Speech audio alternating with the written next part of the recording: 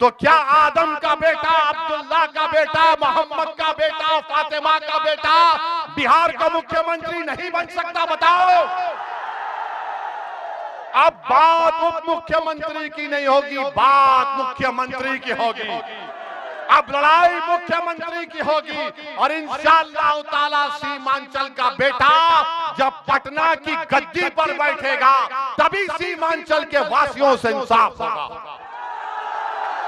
लोग बोलेंगे ओवैसी जज्बाती तकरीर कर रहा है। अरे गूंगो, तुम्हारा ज़मीर मर चुका है, मेरा ज़मीर जिंदा है। मुझे यकीन है अल्लाह की ज़ात पर, अल्लाह इंशाअल्लाह ताला हमको इज्जतों से नवाजने वाला।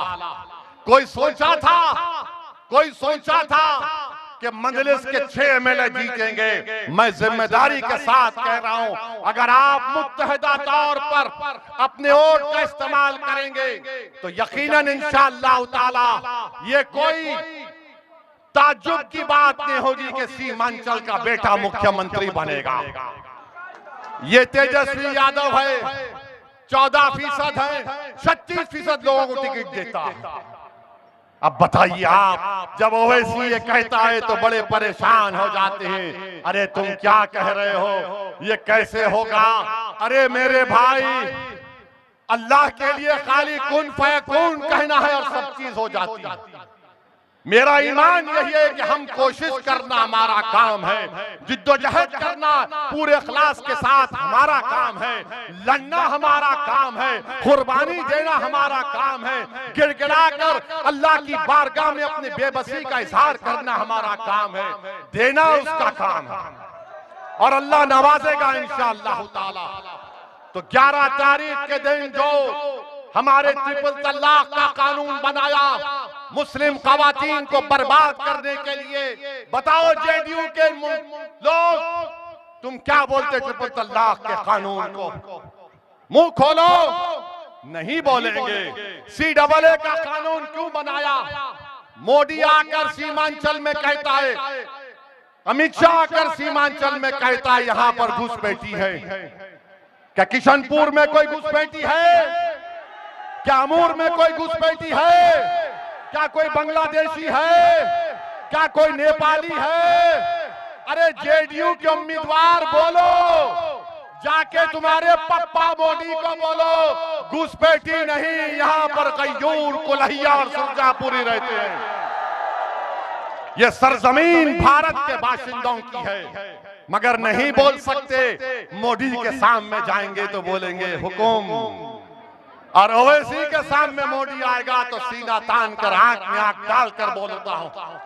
मेरे अजीज दोस्तों और बुजुर्गों, आपकी सियासी क़यादत को मजबूत करिए, अपनी पार्टी को मजबूत करिए, अपने वोटों से मजबूत करिए। तो 11 नवंबर के दिन एक पैगाम आपको देना है, मोदी, अमित शाह को, नीतीश कुमार को, चिराग पासवान को, कुशवाहा साहब को। और वो पैगाम क्या है कि हम तुम्हारे इस काले वक्फ कानून को मुस्तरद करते हैं, रिजेक्ट करते हैं। और कैसे करते हैं? पतंग छाप पर बटन दबाकर। आप इस काले कानून को रिजेक्ट करेंगे, मुस्तरद करेंगे? हाथ उठाकर बोलिए। तो पतंग पर बटन दबेगा, पतंग पर बटन दबेगा। मजलिस इत्तेहादुल मुस्लिमीन, मजलिस इत्तेहादुल मुस्लिमीन, हमारा इत्तेहाद, हमारा इत्तेहाद। कुल्हिया जिंदाबाद, कुल्हिया जिंदाबाद, सुरजापुरी जिंदाबाद, हमारा इत्तेहाद जिंदाबाद, अमूर की जनता जिंदाबाद, सीमांचल की जनता जिंदाबाद। नारे तकबीर, नारे तकबीर।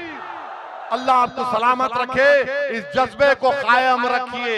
अगर आप मोदी और नीतीश कुमार को एक पैगाम देना चाहती हैं तो खास तौर से अमूर की जनता पर एक बहुत बड़ी जिम्मेदारी है कि अपने इत्तेहाद को मजबूत करें, अपने एक एक वोट को याद रखिए। किशनपुर की जनता, याद रखो सीमांचल की जनता, वोट एक अमानत है। वोट एक अमानत है, इस अमानत का सही इस्तेमाल करिए। इस अमानत में खयानत पैदा करने के लिए जेडीयू और बीजेपी आ रहे हैं। ये लोग हमारे इत्तेहाद को पारा पारा करना चाहते हैं, और जब तक असदुद्दीन ओवैसी जिंदा रहेगा, सुन लो किशोरपुर की जनता, सुन लो अमूर की जनता और सीमांचल की जनता, अल्लाह जब तक हमको जिंदा रखेगा, मैं तुम्हारे इंसाफ की लड़ाई लड़ता था और लड़ता रहूंगा इंशाअल्लाह ताला।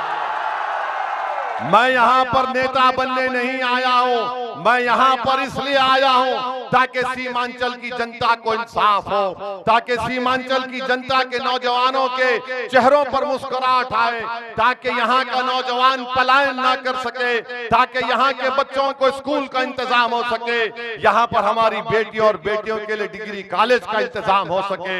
ये महानंदा का जो काम हो रहा है, याद रखिए, अगर अख्तरुल ईमान नहीं होगा और ऐसे दलाल अगर होंगे तो आपके घर और आपके खेतों को खतरा पैदा हो जाएगा। इसलिए बहुत जरूरी है कि आप मंजलिस के परचम को जो आपने थामा है, इसको मजबूत रखिए। डरने और घबराने की जरूरत नहीं है। जो लोग आज ये समझ रहे हैं कि हमको डराया जाएगा, अरे याद रखो, मंजलिस के लोगों को डराने से पहले क्या तुम मोदी और नीतीश कुमार को डराने की तुम में हिम्मत है?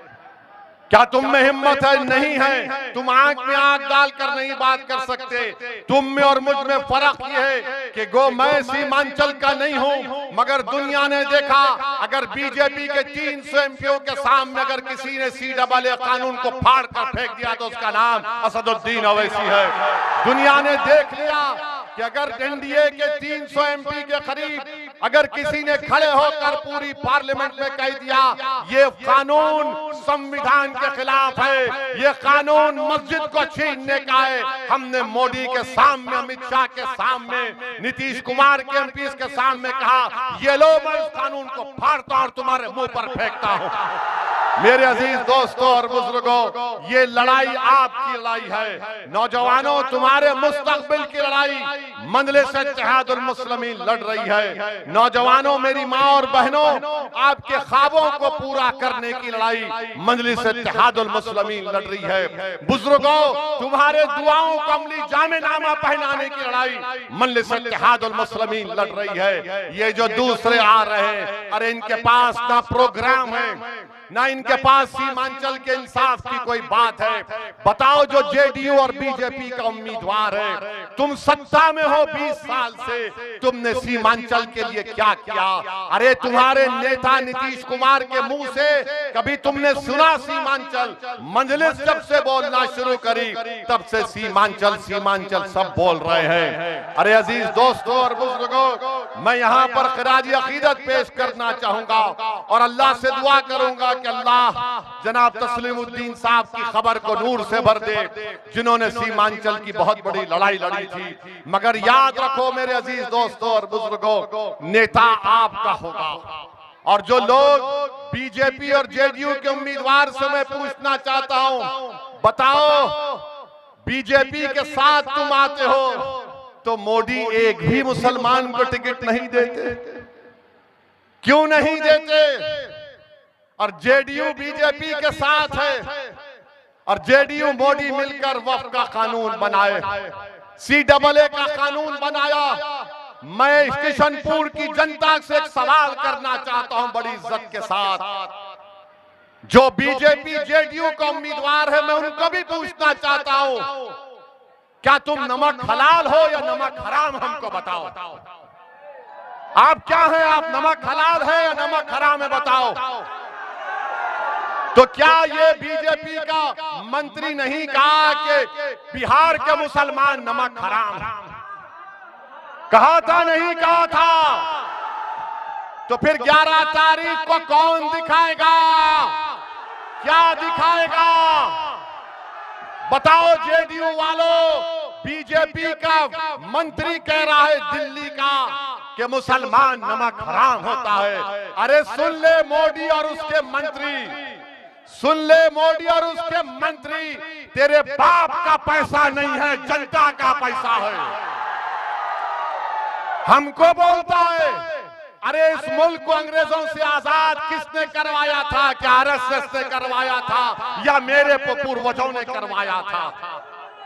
अरे हमको नमक हराम बोलने वाला, अरे अंग्रेजों की नाक में दम करके अंग्रेजों को मार मार कर भगाने वाले का नाम बिहार का मुसलमान था। और आज तुम हमको नमक हराम बोल रहे। अरे बोलो जेडीयू वालों, बोलो, अगर तुम में जमीर जिंदा होगा तो तुम थूक कर मजलिस के प्लेटफॉर्म पर आ जाओगे, मगर तुम बोल नहीं सकोगे। तुम्हारे दिलो दिमाग पर तागूत का सर है, हमारे दिलो दिमाग पर रब्बे कायनात का सर है। ये फर्क तुम में हम में है। मेरे अजीज दोस्तों और बुजुर्गों, ये बात किसने कही थी आप जानते हैं? एक केंद्र के मंत्री ने कहा था और जेडीयू खामोश बैठी रही।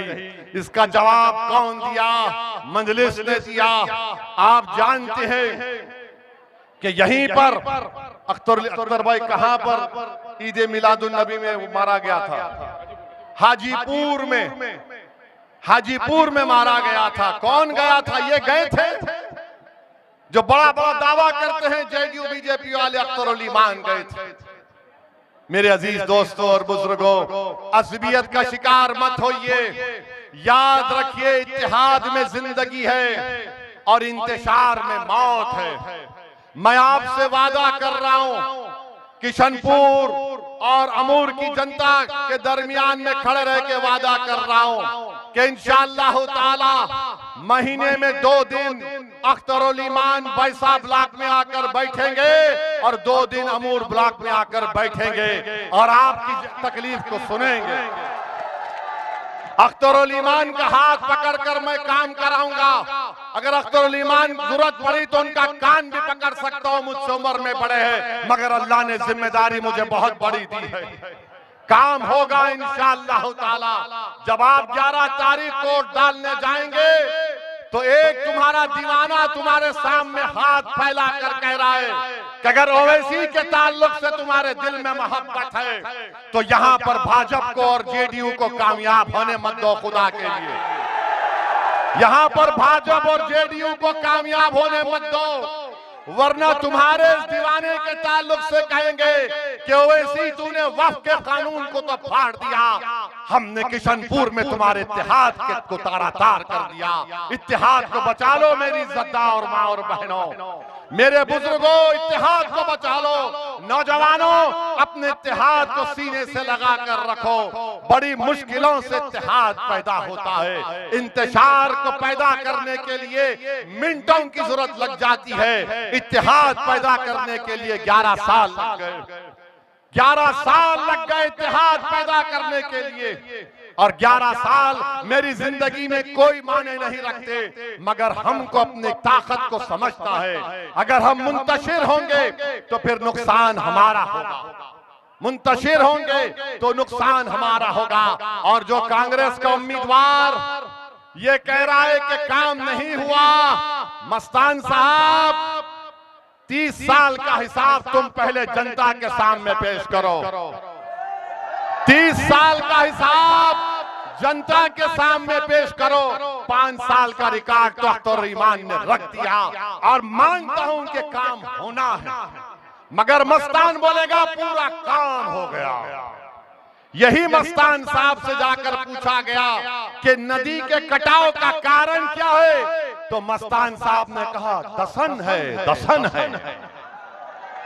याद है ना, याद है ना, याद है ना, याद है या भूल गए? तो 11 तारीख को दसन होगा। 11 तारीख को किसका दसन होगा और 14 तारीख को किसका जश्न होगा? 14 तारीख को पतंग का जश्न होगा इंशाअल्लाह ताला। तो आप जिसको आपने 30 साल मौका दिया वो कुछ नहीं किया। जेडीयू बीजेपी सत्ता में है 20 साल से। तुम्हारा मुख्यमंत्री नीतीश कुमार, नीतीश कुमार तुम्हारा नूरे नजर, नीतीश कुमार तुम्हारा लाल, नीतीश कुमार तुम्हारा सियासी आका। तुमने क्या किया बताओ सीमांचल के? किसने रोका तुमको?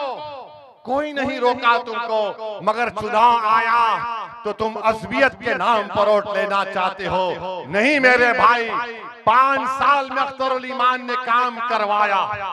मैं ये दावा नहीं कर रहा हूं कि सब काम हो गए, मगर काम होगा। असदुद्दीन ओवैसी उसकी जिम्मेदारी लेगा इंशाअल्लाह ताला। अख्तरुल ईमान का हाथ पकड़कर उनको ढकेल कर काम करवाएंगे। और आप कभी भी किसी वक्त मुझे फोन लगा सकते हैं। अगर आप मस्तान साहब को फोन लगाएंगे तो आवाज आएगी। क्या आवाज आएगी? आप जिस फोन नंबर को डायल कर रहे हैं वो अभी व्यस्त है। आप जिस फोन नंबर को डायल कर रहे हैं अभी व्यस्त है। बाद में 15 मर्तबा मिलाने के बाद को उठाकर पूछेगा क्या खबर, क्या है? बोलेगा ये काम है, तो बोलेंगे वो अस्पताल में है। हम उनकी सेहत की दुआ करते हैं। मस्तान साहब, अल्लाह ने आपको 30 साल मौका दिया, अब आप अख्तरुल ईमान को आशीर्वाद दीजिए। नौजवान है अख्तरुल ईमान, मजलिस के 4 एमएलए चले गए, मगर अख्तरुल ईमान नहीं गया, ना झुका ना बिका। यही तकलीफ है सबको अख्तरुल ईमान से कि ये बोलता बहुत है ऐवान असेंबली में और ये झुकता नहीं है। अख्तरुल ईमान के ताल्लुक से मैं ये नहीं कह रहा हूं कि फरिश्ता सिफत ना मैं हूं। ये अल्लाह का करम है कि अल्लाह हमारे तमाम गुनाहों को उसके फजल और रहम से छुपा लेता है। मगर मेरे भाई, लड़ने वाले की जरूरत है, बोलने वाले की जरूरत है। अरे बीजेपी के जितने एमपी पार्लियामेंट में बैठते हैं, क्या उनमें इतनी हिम्मत है कि वफ़्क़ कानून पर कुछ बोल सके? याद रखो, आपके नुमाइंदा है अख्तरुल ईमान, ये आपकी आवाज है। मैं आपसे अपील कर रहा हूं कि अपने इत्तेहाद को मजबूत रखिए। और मस्तान साहब को हम एक पैगाम देना चाहते हैं। मस्तान साहब, आपके गठबंधन 3.5% के मल्लाहों को उप मुख्यमंत्री बनाना चाहते हैं। कितने? 3.5%। 3.5% की समुदाय को उप मुख्यमंत्री बनाना चाहती हैं। और उस समाज का नेता बोलता है सत्ता मिलेगी तो अब की बार मल्ला का बेटा मुख्यमंत्री होगा। मैं किशनपुर में खड़े होकर जिम्मेदारी के साथ कह रहा हूं, 17% अल्पसंख्यक समाज मुसलमान बिहार में है। तो क्या आदम का बेटा, अब्दुल्ला का बेटा, मोहम्मद का बेटा, फातिमा का बेटा बिहार का मुख्यमंत्री नहीं बन सकता? बताओ। अब बात उप मुख्यमंत्री की नहीं होगी, बात मुख्यमंत्री की होगी। अब लड़ाई मुख्यमंत्री की होगी। और इंशाअल्लाह ताला सीमांचल का बेटा जब पटना की गद्दी पर बैठेगा, तभी सीमांचल के वासियों से इंसाफ होगा।